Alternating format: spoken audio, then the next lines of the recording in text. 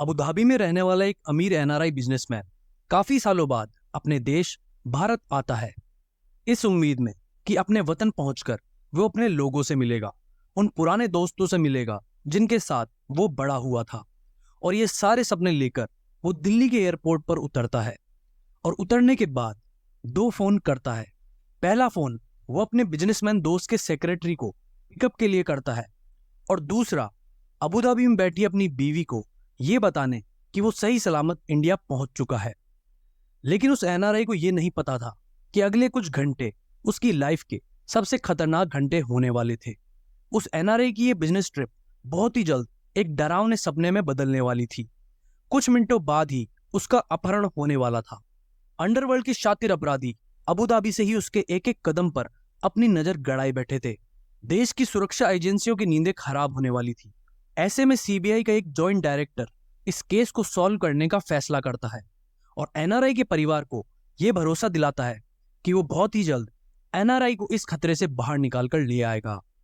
और यहां से शुरू होता है सीबीआई, स्पेशल सेल और दिल्ली पुलिस का एक joint live hostage operation desert safari. दोस्तों, इस केस की पूरी स्टोरी इतनी रोमांच से भरी है जिसके ऊपर एक अच्छी सी मूवी या कहें एक वेब सीरीज भी बन सकती है। और इस केस के बारे में गूगल या दूसरी जगह पर भी काफी कम ही डिटेल आपको मिलेगी। तो आज की स्टोरी को शुरू करें उससे पहले आप सभी से रिक्वेस्ट है कि प्लीज वीडियो को एंड तक जरूर देखें और वीडियो अच्छा लगे तो सबसे पहले लाइक करें और ऐसी ही इंटरेस्टिंग कहानियां सुनने के लिए चैनल को अभी सब्सक्राइब करके बेल आइकन को जरूर प्रेस करें ताकि वीडियोस की नोटिफिकेशन आपको जल्द से जल्द मिल सके। तो बिना किसी देरी के आज की स्टोरी को करते हैं स्टार्ट। केरला के कालीकट में रहने वाले थेकत सिद्दीकी हजारों भारतीयों के जैसे नए काम की तलाश में 80 के दशक में दुबई में काम करने के लिए चले जाते हैं और वहां जाकर सैरामिक की काम की शुरुआत करते हैं। किस्मत भी उनका साथ देती है और उनका काम अच्छा खासा चल पड़ता है। दुबई में शादी करके थेकत सिद्दीकी अपनी जिंदगी खुशी के साथ बिता रहे थे। थेकत के बारे में कहा जाता था कि थेकत को अपनी तारीफ करना, अपने पैसे और सक्सेस का सबके सामने गुणगान करने का काफी शौक था और वो हर किसी के सामने काफी बड़ी बड़ी बातें बोल दिया करता था, ये बिना सोचे समझे कि उनकी ये आदत एक दिन उनके लिए सबसे बड़ी मुश्किल पैदा कर देगी। जनवरी 2001 में थेकत सिद्दीकी को इंडिया से एक बिजनेसमैन का कॉल आता है और वो बिजनेसमैन अपना नाम विक्की राठौर बताता है और ईमेल और फोन के जरिए थेकत सिद्दीकी से लगातार बातचीत करता है और वो सिद्दीकी को सेरेमिक प्रोडक्ट्स का एक बड़ा ऑफर देने की बात करता है। ये बात सुनकर थेकत को काफी खुशी होती है और विजय राठौर नाम का वो शख्स थेकत सिद्दीकी को इंडिया आकर मिलने की बात करता है। सारी बातचीत होने के बाद 11 मार्च 2001 को थेकत अबू धाबी से न्यू दिल्ली के लिए निकल पड़ता है। इंदिरा गांधी इंटरनेशनल एयरपोर्ट पर उतरने के बाद थेकत सिद्दीकी अपनी वाइफ को कॉल करता है और उसे बताता है कि वो इंडिया सही सलामत पहुंच चुका है और अगला कॉल वो अपने दोस्त के सेक्रेटरी अमर को पिकअप के लिए करता है। और लगभग आधे घंटे बाद अमर अपनी हुंडई एक्सेंट गाड़ी से थेकत को लेकर विजय राठौड़ के घर के लिए रवाना हो जाता है। कुछ देर बाद अमर साउथ दिल्ली के पॉश एरिया के एक घर में थेकत को लेकर पहुंचता है जहां पहले से ही कुछ लोग थेकत का इंतजार कर रहे थे और थेकत के अंदर आते ही वो लोग थेकत पर हमला करना शुरू कर देते हैं। थेकत को कुछ समझ नहीं आ रहा था कि आखिरकार उसके साथ ये सब क्या हो रहा है। कुछ देर मारपीट करने के बाद खुद को विशाल राठौर बताने वाला शख्स थेकत के सर पर पिस्तौल रखकर कहता है कि तेरा किडनैप हो चुका है और यहां से अगर बचकर जाना चाहता है तो अबू धाबी में बैठी अपनी बीवी को बोल कि 12 खोखे तैयार रखे, यानी कि 12 करोड़ रुपए। ये सुनते ही थेकत सिद्दीकी समझ जाता है कि ये कोई बुरा सपना नहीं बल्कि एक हकीकत है। अबू धाबी में जब थेकत की बीवी को अपने पति की किडनैपिंग के बारे में पता लगता है तो वो तुरंत इंडियन एम्बेसी में जाकर इसके बारे में जानकारी देती है। भारतीय दूतावास में खबर मिलते ही अबू धाबी से लेकर नई दिल्ली तक हड़कंप मच जाता है। किसी को कुछ समझ नहीं आता कि आखिर एनआरआई बिजनेसमैन को बचाया जाए तो कैसे बचाया जाए। दुबई में भारत के राजदूत केसी शर्मा अगले दिन सुबह 12 मार्च को सीबीआई के जॉइंट डायरेक्टर नीरज कुमार को कॉल करते हैं और किडनैपिंग से जुड़ी सभी डिटेल्स नीरज कुमार को देते हैं और जल्द से जल्द इस केस को क्रैक करने और थेकत सिद्दीकी को किडनैपर से छुड़ाने की बात करते हैं। नीरज कुमार, जो कि उस वक्त सीबीआई के इकोनॉमिक विंग के जॉइंट डायरेक्टर थे, उन्हें समझ नहीं आता कि आखिरकार इतना हाई प्रोफाइल केस उन्हें क्यों दिया गया है, क्योंकि सीबीआई किडनैपिंग से जुड़े केस कभी सॉल्व नहीं करती, क्योंकि ऐसे केसेस दिल्ली पुलिस और क्राइम ब्रांच को ही दिए जाते हैं। लेकिन शायद केसी शर्मा को नीरज कुमार पर भरोसा था कि कम समय में नीरज कुमार ही कोई चमत्कार कर सकते हैं। नीरज कुमार को यह समझ नहीं आता कि आखिरकार वो इस केस को लें या फिर साफ इनकार कर दें। तभी उनकी मुलाकात अपने दोस्त दिल्ली पुलिस की स्पेशल सेल के एसीपी राजवीर सिंह, जिनके साथ उन्होंने पहले भी काफी सारे केसेस पर काम किया था, उनसे बातचीत करते हैं। और बातचीत करने के बाद राजवीर सिंह भी इस केस में नीरज कुमार की मदद करने के लिए राजी हो जाते हैं। अब दोनों ऑफिसर इस केस की बारीक से बारीक डिटेल पर अपनी नजर घुमाते हैं। ठेकत सिद्दीकी को किडनैप हुए अब 5 दिन बीत चुके थे। 16 मार्च 2001 को केरल में ठेकत सिद्दीकी के भाई अहमद कोया दिल्ली आकर नीरज कुमार से मिलते हैं और उन्हें बताते हैं कि थोड़ी देर पहले ही फिरौती के लिए किडनैपर्स का कॉल उनके पास में आया था, जिसमें किडनैपर्स 12 करोड़ रुपए अबू धाबी में देने की बात कर रहे थे और अगर 18 मार्च तक यानी 2 दिन में ये पैसे उन तक नहीं पहुंचे तो उनके भाई को मार दिया जाएगा। और इस छोटी सी बातचीत में ठेकत सिद्दीकी कुछ अहम सुराग अपने भाई को मलयालम में बताते हैं, जैसे कि उन्हें एक बिल्डिंग के 2nd फ्लोर पर रखा गया है। दूसरा ये कि इस बिल्डिंग की बालकनी में काफी सारे गुलाब के फूल के गमले रखे हुए हैं। तीसरी बात ये कि जिस बिल्डिंग पर वो मौजूद हैं उसकी छत पर हरे रंग का एक पर्दा लगा हुआ है, जैसा कि आमतौर पर घरों पे लगा हुआ होता है। चौथी बात ये कि पूरे दिन उनको अपने ऊपर से एरोप्लेन के गुजरने की आवाज सुनाई देती है। और पांचवी और सबसे इंपॉर्टेंट बात वो ये बताते हैं कि जिस कमरे में उन्हें रखा गया है उसमें एक कैलेंडर पर एक एसटीडी पीसीओ का नंबर लिखा हुआ है, जो कि है 668389।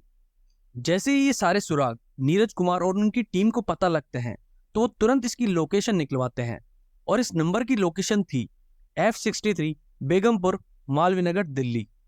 इस इंफॉर्मेशन के मिलते ही नीरज कुमार सारी जानकारी एसीपी राजवीर सिंह को बताते हैं और जल्द से जल्द ठेकत सिद्दीकी को किडनैपर से छुड़ाने की बात करते हैं।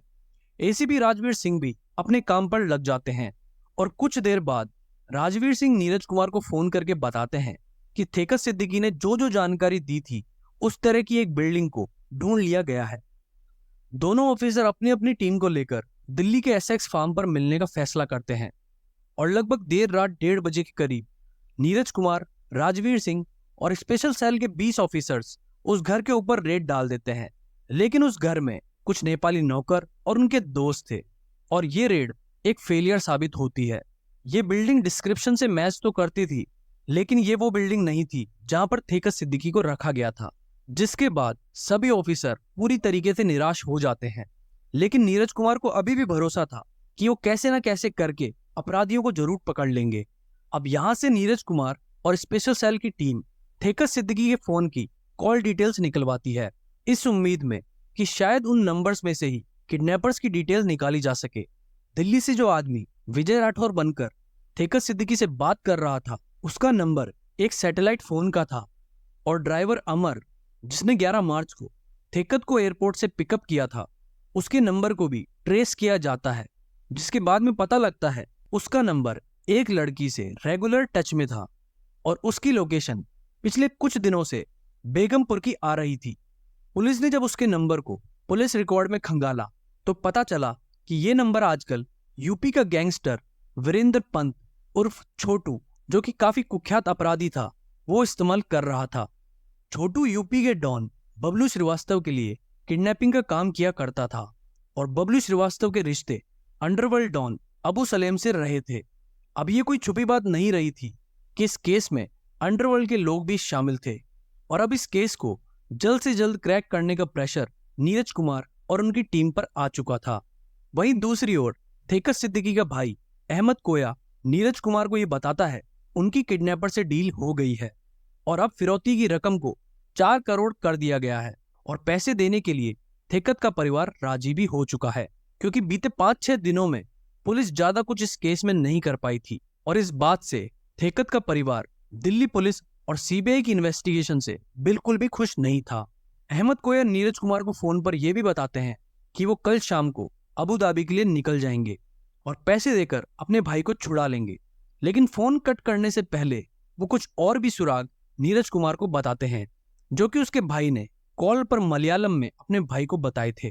कोया बताता है कि इस बार उसके भाई ने बताया है कि उसकी बिल्डिंग के सामने 2 मस्जिदें हैं और उसकी बिल्डिंग के सामने एक लाल रंग की मल्टी स्टोरी बिल्डिंग है और उसके नीचे एक कार जो कि काफी समय से कवर में खड़ी हुई है। अब ये सारी डिटेल मिलने के बाद 18 मार्च 2001 की सुबह नीरज कुमार अकेले ही बेगमपुर इलाके में पहुंच जाते हैं और जो सुराग उनको मिले थे उनके हिसाब से बिल्डिंग को ढूंढना शुरू कर देते हैं और उनको काफी सारी ऐसी बिल्डिंग मिलती है जिनकी बालकनी में गमले रखे हुए थे और एक बिल्डिंग ऐसी भी थी जिसकी छत पर हरे रंग का एक जाल भी बिछा हुआ था। वो आगे कुछ करते तभी थेकत का भाई अहमद कोया का फोन नीरज कुमार के फोन पर आता है, जिसमें कोया बताता है कि वो एयरपोर्ट पहुंच चुका है और फिरौती के पैसे देकर अपने भाई को छुड़ाने वाला है। और साथ ही साथ वो ये भी बताता है कि कुछ देर पहले उसकी बात उन किडनैपर से हुई थी और थेकत ने अपने भाई को ये बताया कि उसकी बिल्डिंग के आसपास बहुत तेज आवाज में साउंड बज रहा है, मतलब आसपास जरूर कोई शादी या फंक्शन हो रहा है। ये सुनने के बाद नीरज कुमार अपनी टीम को ये जानकारी देते हैं और एक बार फिर से चप्पा चप्पा छानने के लिए कहते हैं। स्पेशल सेल की टीम भी फुर्ती के साथ बेगमपुर की हर एक कॉलोनी की छानबीन करना शुरू कर देती है।